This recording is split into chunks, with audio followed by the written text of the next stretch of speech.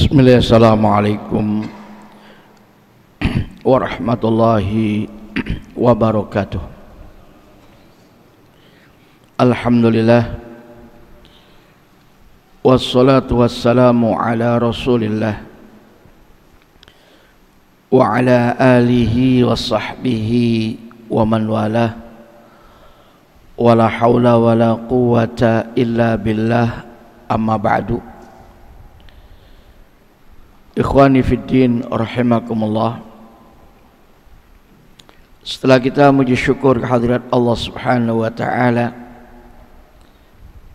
dan bersolawat atas nabinya sallallahu alaihi wasallam, mari kita lanjutkan kembali kajian tafsir untuk kali ini insyaallah taala, memasuki ayat yang ke-205 dari surat Al-A'raf. Bagaimana? 205?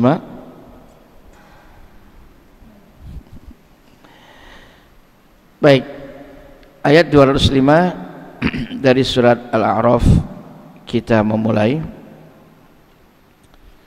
Allah Subhanahu wa taala berfirman, a'udzu billahi minasyaitonir rajim. Wadhkur rabbaka fi nafsika tadarru'an wa khifatan wa dunal jahri minal qawli bil ghudwi wal asali wala takum minal ghafilin. Setelah Allah Subhanahu wa taala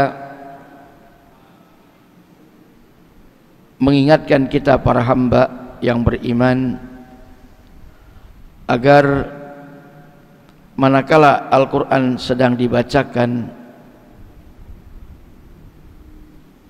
hendaklah kita dengarkan dengan sungguh-sungguh, dengan penuh penghayatan dan mentadaburinya, serta hendaklah kita diam, jangan berisik, jangan berbicara atau ngobrol atau hal-hal yang sekiranya mengurangi konsentrasi dan kekhusyuan kita dikala mendengarkan Al-Quran sedang dibacakan. Dengan harapan apabila kita seperti ini, insyaallah rahmat Allah akan kita dapatkan. Dan kita tahu Al-Quran bukan sembarang perkataan, akan tetapi itu adalah firman dari Allah Subhanahu wa taala yang Allah wahyukan kepada Nabi kita Muhammad sallallahu alaihi wasallam, yang mengandung petunjuk, peringatan, rahmat, dan bahkan obat, terutama bagi penyakit yang ada di dalam dada. Dan hikmah-hikmah yang lain yang akan kita dapatkan dengan sebab Al-Quran tersebut yang kita imani, yang kita baca dan kita fahami dan tadabburi isi kandungannya, bahkan kita mengamalkan dalam kehidupan sehari-hari. Betapa agungnya Al-Quran yang datang dari Zat yang Maha Agung, dari Allah Subhanahu wa taala, yang semestinya kita orang beriman betul-betul menghormati dan memuliakannya. Jangan sampai meremehkan, menjauhi, dan meninggalkannya. Oleh karena itu di ayat ini Allah Subhanahu wa taala juga mengingatkan kita para hambanya yang beriman, wadhkur rabbak, wadhkur, dan ingatlah engkau dan sebutlah olehmu Rabbaka, Tuhanmu, wahai Muhammad SAW. Tentu perintah kepada beliau juga perintah untuk kita selaku umat beliau sallallahu alaihi wasallam. Sebutlah nama Tuhanmu, sebutlah Allah Subhanahu wa taala fi nafsika, di dalam dirimu, baik itu dengan hati yang khusyuk,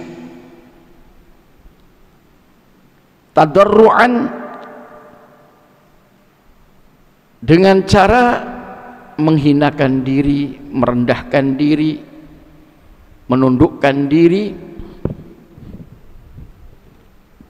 wa khifatan, dan tentu dengan suara yang perlahan, tidak wadunal jahri minal qaul, dan tidak dikeraskan dari perkataan.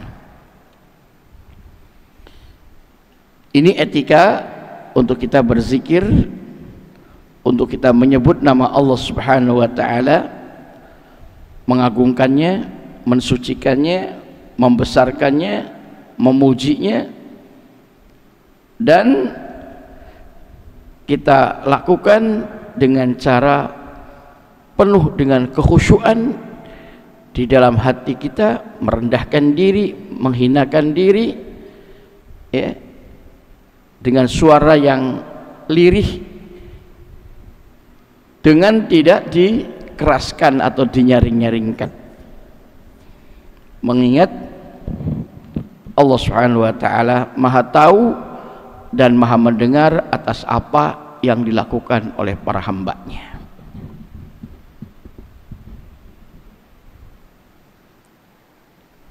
Sekalian, jangan sampai kita berzikir kepada Allah kemudian teriak-teriak, keras-keras, nyaring-nyaring, ya. Allah mengingatkan,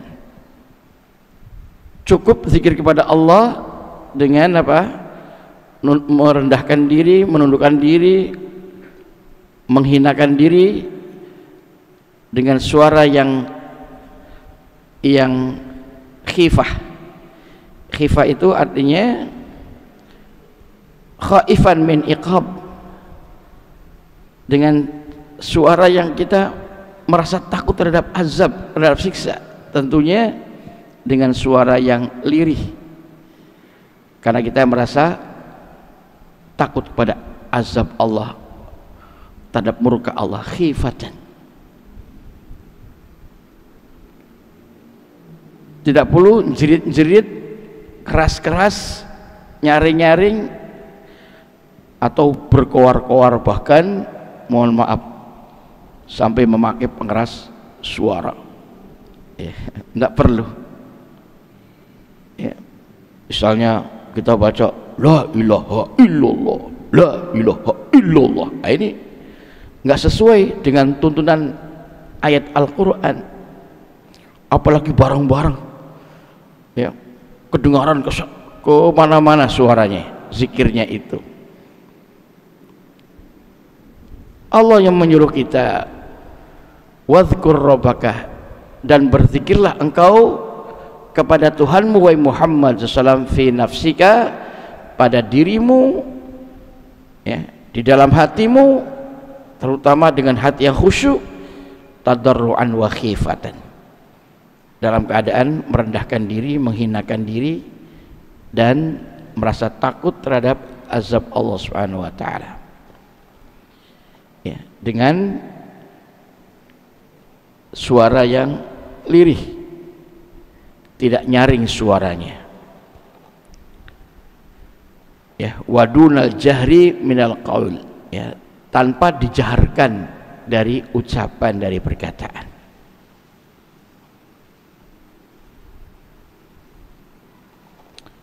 Bil ghuduwi, di saat awal siang, tentu sampai akhirnya,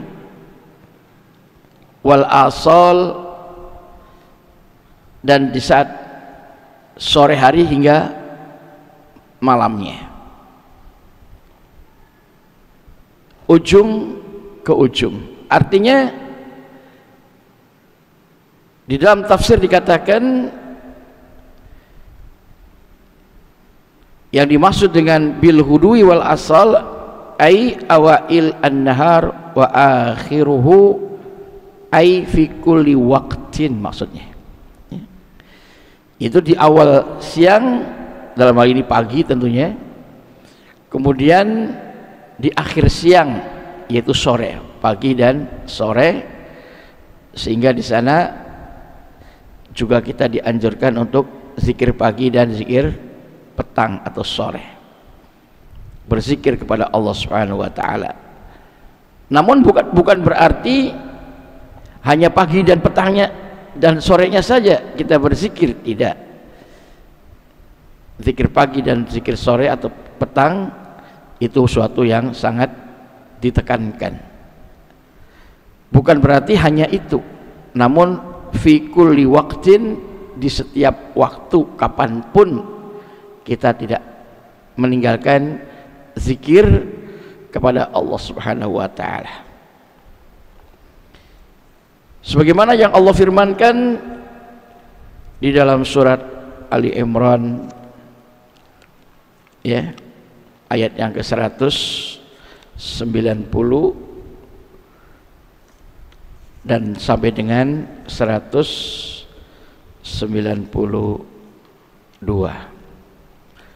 Allah Subhanahu wa taala berfirman,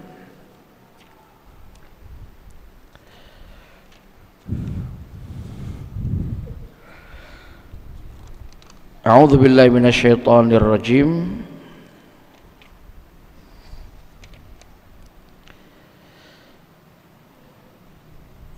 Inna fi khalqis samawati wal ardi wa ikhtilafil laili wan nahari la ayatil liulil albab. Inna fi khalqis samawati wal ard, sesungguhnya dalam penciptaan langit dan bumi, wa ikhtilafil laili wan nahar, dan pergantian antara malam dan siang, la ayatin, sungguh terdapat tanda-tanda kekuasaan Allah liulil albab, bagi orang yang memiliki akal yang sehat, yaitu orang yang beriman. Siapakah ulul albab tersebut? Allah sendiri yang menafsirkannya di ayat berikutnya, yaitu alladzina yadhkurunallah, orang-orang yang senantiasa berzikir kepada Allah qiyaman, di saat berdiri, wa qu'udan, dan di saat duduk, wa ala junubihim, dan di saat berbaring. Artinya di semua kondisi dan keadaan, karena aktivitas kita, keberadaan kita tidak luput dari tiga keadaan tadi. Kalau tidak berdiri ya duduk, kalau tidak duduk ya berbaring. Bukan begitu? Tapi jongkok Ustadz, ya jongkok paling berapa lama? Nggak mungkin bisa lama, ya nggak? Jongkok.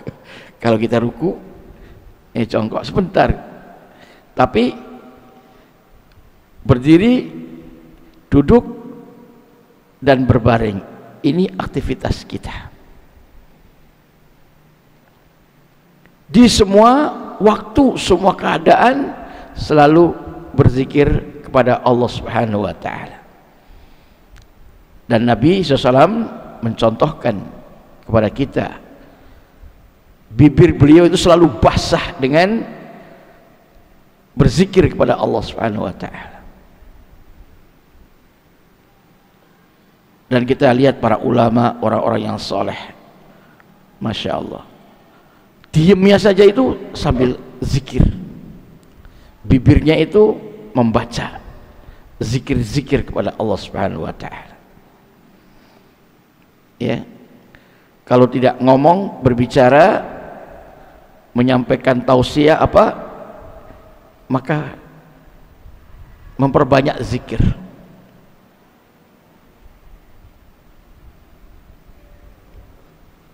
Dan ini diperintah oleh Allah Subhanahu wa ta'ala, berzikir kepada Allah sebanyak-banyaknya dalam semua keadaan dan kondisi, bahkan situasi apapun. tidak luput dari berzikir kepada Allah Subhanahu wa taala. Dengan zikir ini Allah nyatakan ala bizikrillah tatma'innul qulub. Ketahuilah dengan berzikir kepada Allah hati akan tentram. Manakala zikir itu dengan cara apa tadi? Tadarruan wa khifatan. Ini jangan lupa. Fi nafsika, di dalam jiwamu, ya, hatimu. Jadi zikirnya dengan hati yang khusyuk, kemudian dengan nada yang lirih, yang tidak sampai dinyaringkan, cukup terdengar oleh sendirinya saja, tidak usah didengar oleh orang lain. Karena kalau terdengar oleh orang lain itu sudah menjaharkan.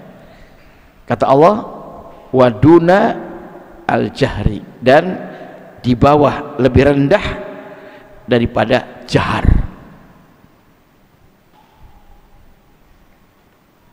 Ini etika cara zikir yang benar, seperti yang biasa kita lakukan ya, setelah salam dari sholat fardu yang 5 waktu, kita lakukan sendiri-sendiri, tidak bareng-bareng, tidak berjamaah, dan zikir kita hanya terdengar oleh kita sendiri. Dan kita berusaha untuk sekhusyuk mungkin di saat kita berzikir itu. Jangan sampai mulut kita berzikir membaca sesuatu, hati kita nggak tahu kemana. Nah ini ya, bagaimana mungkin akan bisa menenteramkan hati kita kalau kita hatinya tidak khusyuk di saat kita berzikir. Begitu juga manakala kita sholat, dan sholat itu merupakan zikir yang sangat agung,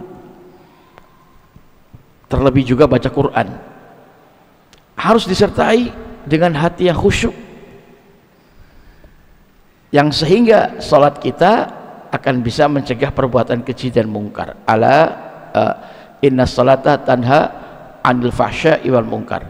Sungguhnya sholat itu mencegah perbuatan keji dan mungkar. Ini apabila dilakukan dengan hati yang khusyuk, sehingga sholatnya berpengaruh terhadap hatinya, terhadap jiwanya, yang apabila hatinya terpengaruh dengan sholat, maka akan mendorong perilaku dan perbuatannya bisa mencegah perbuatan keji dan mungkar. Begitu juga baca Quran, disertai dengan hati yang khusyuk, ditadaburi, jangan sampai hati kita hampa dikala baca Quran.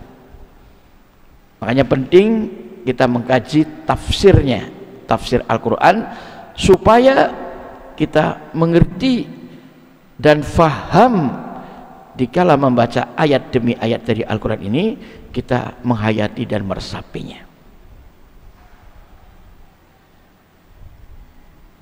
Dengan sebab itu, insya Allah jiwa kita akan bersih, hati kita akan jernih, dan kita akan merasakan ketentraman, ketenangan, kebahagiaan. Ala bizikrillahi tatma'innul qulub. Ketahuilah, dengan berzikir kepada Allah hati akan tenang, akan tentram. Begitu pula di saat kita membaca doa-doa dan zikir, doa masuk rumah, doa keluar rumah, doa mau ke kamar mandi, diusahakan hati kita khusyuk, memperhatikan, memahami apa yang kita baca, apa yang kita panjatkan, apalagi doa kepada Allah. Bagaimana mungkin Allah akan mengabulkan doa kita sementara kita sendiri nggak ngerti, nggak faham apa yang kita minta kepada Allah. Nah, ini pentingnya kita menyertai dengan hati yang khusyuk di setiap kali doa dan zikir yang kita lakukan atau ibadah secara umum.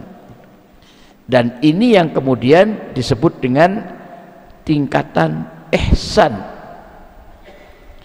Dikala Nabi kita SAW ditanya tentang apa itu ihsan, beliau menjawab, al-ihsanu an ta'budallaha ka'annaka tarahu fa illam takun tarahu fa innahu yarak.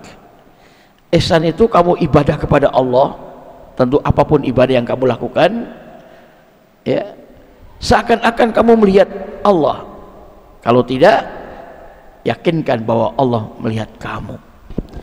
Kata ulama, yang dimaksud adalah khusyuknya hati di saat kita ibadah kepada Allah, apapun ibadah kita, berdoa, berzikir, sholat, baca Quran dan lain sebagainya, ya, selalu disertai dengan hati yang khusyuk. Dan orang yang khusyuk hatinya di saat ibadah kepada Allah, inilah yang nanti menjadi hati yang tentram, yang akan dipanggil oleh Allah Subhanahu wa taala, ya ayyatuhan nafsul mutmainnah, hei jiwa yang tentram, jiwa yang tenang, jiwa yang bahagia, irji'i ila rabbik, kembalilah engkau kepada Tuhanmu, radiyatan mardiyah, dalam keadaan ridha dan diridhoi oleh Allah. Fadkhuli fi ibadi, masuklah engkau berkumpul, bergabung dengan para hambaku yang soleh. Wadkhuli jannati, dan masuklah engkau ke dalam surgaku, kata Allah. Ini jiwa yang tenang, jiwa yang tentram, jiwa yang selalu khusyuk di saat menjalankan ibadah kepada Allah Subhanahu wa taala. Dan inilah yang disebut dengan qalbun salim, hati yang selamat, hati yang bersih, hati yang sehat, qalbun salim. Yauma la yanfa'u malun wala banun illa man atallaha biqalbin salim.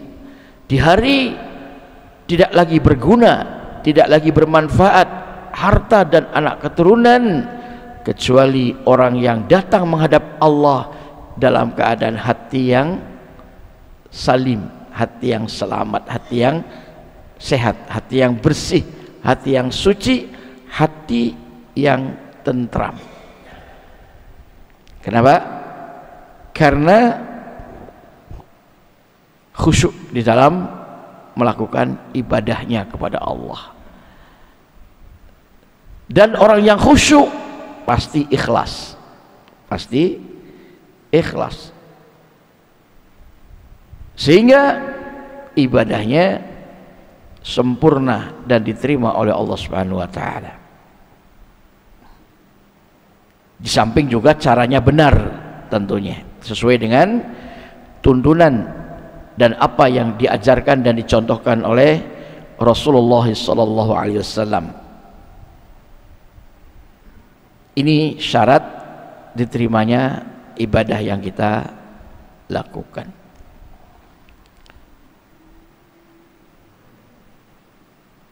Saudara sekalian,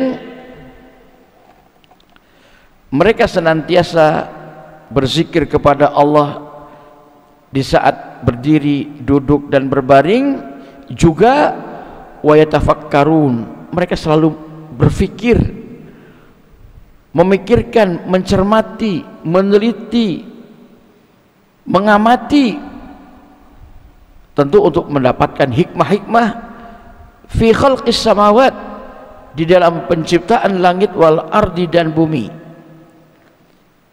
Kemudian ia katakan, Rabbana, wahai Tuhan kami, ma khalaqta hadza batila, tidaklah engkau ciptakan ini semua sia-sia. Pasti ada hikmah ya di balik apa yang telah engkau ciptakan ini, dari apa yang ada di alam semesta ini. Enggak ada yang sia-sia. Subhanak, maha suci engkau wahai Allah. Faqina adzabannar, maka selamatkanlah kami, lindungilah kami dari azab api neraka. Nah, ini sekalian bagaimana kita diingatkan oleh Allah Subhanahu wa taala untuk senantiasa berzikir ya, untuk senantiasa khusyuk di saat berzikir ataupun beribadah yang lainnya.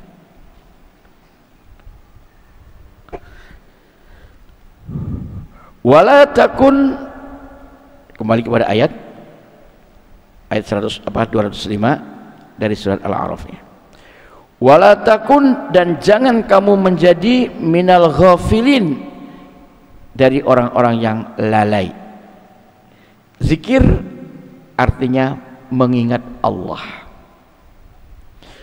Mengingat Allah yang sempurna adalah dengan hati, dengan lisan, dan dengan perbuatan. Artinya ucapan kita selalu sesuai dengan petunjuk Allah dan Rasulnya, sesuai dengan tuntunan syariatnya. Perbuatan kita selalu sesuai dengan syariat Allah dan Rasulnya. Hati kita pun demikian, keimanannya, akidahnya, khusyuknya, keikhlasannya sesuai dengan apa yang ada di dalam syariat Allah. Maka orang yang seperti ini adalah orang yang berzikir. Jadi bukan hanya mulutnya mengucapkan la ilaha illallah, la ilaha illallah, tapi hatinya syirik, menyekutukan Allah, mempertuhankan selain Allah, meminta-minta berdoa kepada selain Allah. Bukan itu. Atau perbuatannya menyimpang, melakukan hal-hal yang sesat, yang maksiat, yang mungkar, yang dosa, apalagi kekafiran dan kesyirikan. Tidak. Berzikir artinya ucapan, perbuatan, dan hati kita selalu sesuai dengan apa yang Allah dan Rasulnya ridhoi dan cintai. Makanya ulama kita mendefinisikan ibadah itu adalah ismun jami'un likulli ma yuhibbullah wa yardah minal aqwali wal af'al adh-dhahirah wal batinah. Jadi ibadah itu adalah segala sesuatu, apa saja, baik ucapan maupun perbuatan yang dicintai dan diridhoi oleh Allah Subhanahu wa taala, baik secara lahir maupun secara batin. Ini ibadah. Lahir dan batin kita selalu mendatangkan kecintaan dan keridhaan dari Allah. Artinya sesuai dengan tuntunan dan petunjuk Allah dan Rasulnya, sesuai dengan syariatnya. Maka inilah kita ya, sedang menjalankan ibadah kepada Allah. Jadi ibadah itu luas, bukan hanya sholat, bukan hanya puasa, bukan hanya haji, bukan hanya ya, apa, tapi luas, lahir dan batin, ucapan dan perbuatan yang sesuai dengan syariat Islam, sehingga dicintai dan diridhoi oleh Allah Subhanahu wa taala. Itulah ibadah. Sebetulnya kalau Allah mengingatkan kita untuk selalu berzikir, mengingat Allah, itu sudah cukup sebetulnya. Namun Allah mempertegas, wala takun minal ghafilin, dan jangan kamu menjadi orang yang lalai. Ya, sebetulnya orang yang berzikir ingat Allah berarti orang itu tidak lalai. Namun Allah tidak cukup berhenti sampai di sana, dipertegas sampai jangan kamu menjadi orang yang lalai. Ini menunjukkan betapa Allah sangat peduli kepada hamba-hambanya yang beriman agar hidup ini jangan sampai melalaikan Allah, jangan sampai melalaikan syariatnya dan petunjuknya. Maka dari itu perintah-perintahnya laksanakan dan larangan-larangannya tinggalkan. Itulah orang yang selalu berzikir kepada Allah Subhanahu wa taala, dan ini yang disebut dengan zikran katsira, berzikir yang banyak. Artinya tidak dibatasi oleh waktu, kondisi dan keadaan. Ya, di semua kondisi, di semua keadaan, di semua waktu, jangan luput dari berzikir kepada Allah. Dan tidak mesti kemana-mana bawa tasbih, ya. Malah kita takut itu riya, ya. Nanti dianggap wah ini orang soleh ini kemana-mana bawa tasbih, padahal belum tentu, ya. Nabi dan para sahabatnya aja nggak ada yang kemana-mana bawa tasbih, ya.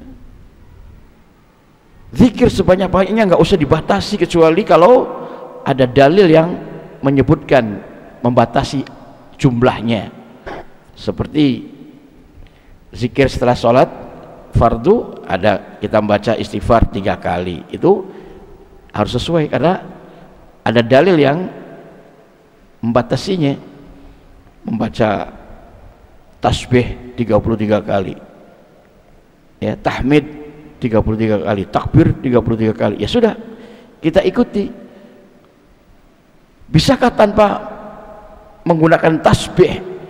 Ini Allah jadikan ruas jari tangan kita cukup untuk berzikir, ya, subhanallah, subhanallah, subhanallah, subhanallah, subhanallah, subhanallah. Satu jari tiga bilangan, kali 5 berapa? Udah 15. Balik artinya bolak balik begitu berapa? 30. Tinggal nambahin berapa lagi? 3 lagi, selesai, ya. Dan menggunakan tangan kanan saja, tangan kirinya jangan dipakai untuk zikir. Tangan kiri tugasnya nanti kalau untuk membersihkan kotoran, baru tangan kiri. Tangan kanan untuk berzikir, ya. Subhanallah, subhanallah, subhanallah, subhanallah, terus sampai, ya, sampai habis, balik lagi, ya, begitu. Nah, tinggal udah selesai 30, tinggal tambahin 1, 2, 3, 33, cukup, ya kan? Efektif, ya nggak perlu beli mahal, ya, dan itu yang dicontohkan oleh Nabi kita SAW. Tidak usah gaya-gayaan. Ada yang tasbihnya gede-gede banget kayak bola, subhanallah, subhanallah, subhanallah, kayak gitu bola. Itu untuk permainan, untuk main-main, ya, untuk pamrih supaya dilihat sama orang. Lalu bagaimana ibadah yang seperti itu, yang didasari dengan riya, pamrih, apalagi tidak sesuai dengan syariat, apakah diterima oleh Allah? Pastinya tidak, ya. Kenapa? Karena ibadah di samping ikhlas juga harus sesuai dengan tuntunan syariat.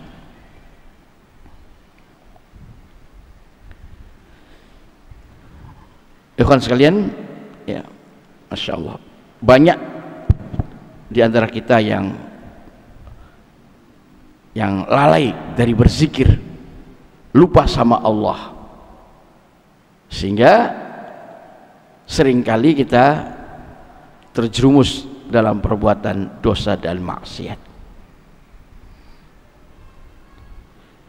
Berikutnya, innalladzina, sesungguhnya orang-orang yang inda rabbika, ada di sisi Tuhanmu, yaitu dari para malaikat, la yastakbirun, mereka para malaikat itu tidak menyombongkan diri, an ibadatihi, dari beribadah kepadanya, kepada Allah Subhanahu wa taala. Malaikat semuanya beribadah kepada Allah. Wa yusabbihunahu, dan mereka bertasbih, mensucikannya, mensucikan Allah Subhanahu wa taala. Walahu, dan kepadanya, kepada Allah, yasjudun, mereka sujud. Sujud adalah ibadah yang paling agung, dan Nabi kita SAW mengkabarkan bahwa sedekat-dekat jarak antara hamba dengan sang pencipta, yakni Allah Subhanahu wa taala, yaitu dikala hamba itu sedang sujud, inilah jarak yang paling dekat dengan Allah. Maka kata Nabi, perbanyaklah doa, perbanyaklah permintaan kepada Allah dari hajat-hajat kita di saat kita ini sujud. Artinya doa kita akan mustajab, dikabulkan oleh Allah di saat kita berdoanya sambil sujud kepada Allah, atau di saat kita sujud kepada Allah Subhanahu wa taala. Lalu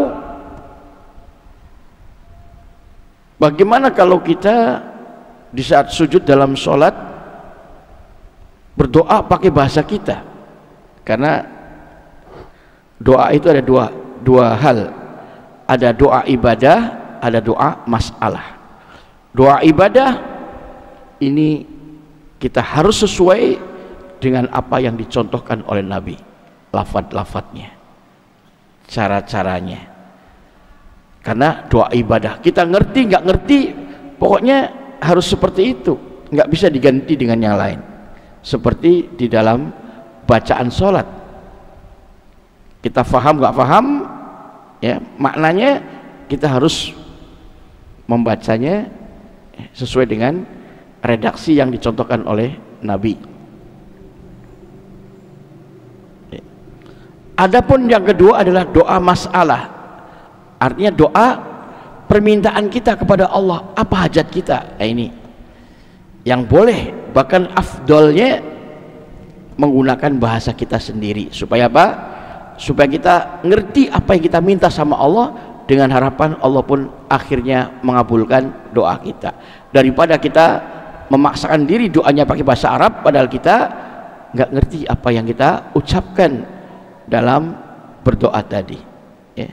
Ini doa masalah. Lalu bagaimana kalau kita mengucapkan di saat sholat dalam sujudnya? Kalau pakai bahasa kita, tentu akan batal sholat kita, karena Nabi tidak membolehkan ada selipan-selipan dari bahasa kita, ya. Jangankan bahasa Indonesia, bahasa Arab pun tidak boleh, ya. Karena Nabi mengatakan, sallu kama ra'aitumuni usolli, salatlah kalian sebagaimana kalian melihat aku ini salat. Jadi doanya bagaimana? Cukup doanya dalam hati, jangan dilafadzkan, dan Allah Maha mendengar, Maha mengetahui apa yang kita mintakan di dalam hati kita, selagi doa kita khusyuk minta sama Allah Subhanahu wa taala. Apakah harus di sujud terakhir saja? Tidak. Tidak ada dalil yang mengkhususkan doa tersebut di sujud terakhir saja. Maka silakan di setiap sujud, ya, kita panjatkan doa kepada Allah Subhanahu wa taala.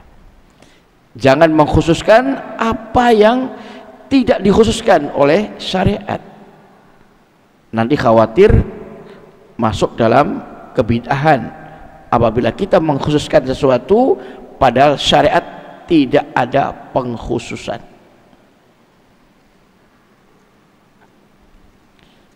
Sekalian, para malaikat adalah makhluk Allah yang mulia.